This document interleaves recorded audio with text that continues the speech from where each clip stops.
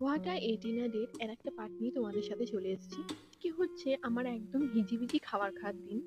কেন বলছি, ভিডিওটা কন্টিনিউ করো তাহলে দেখতে পাবে।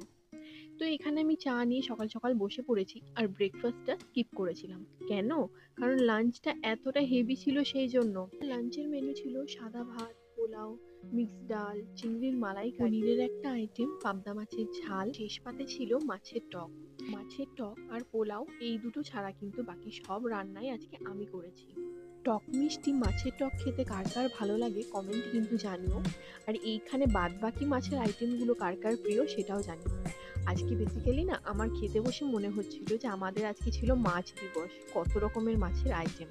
সন্ধেবেলাতে আমি খেয়ে নিচ্ছিলাম ঘরে তৈরি করা সিঙ্গারা। সিঙ্গারা প্রেমী যেহেতু আমি নই সেহেতু আমি বাইরের খুব একটা খাই না, খুব একটা বলবো না খাই না, কিন্তু ঘরেরটা এতটাই টেস্টি হয়ে যায় সেটাকে আর বারণ না করে খেয়েছিলাম। আর রাত্রে ছিল তোমাদের সাথে আগেই শেয়ার করা চিকেন কিমা দিয়ে ঘুগনি আর রুটি। চলো দেখা হচ্ছে আর একটা ভিডিওতে। টাটা।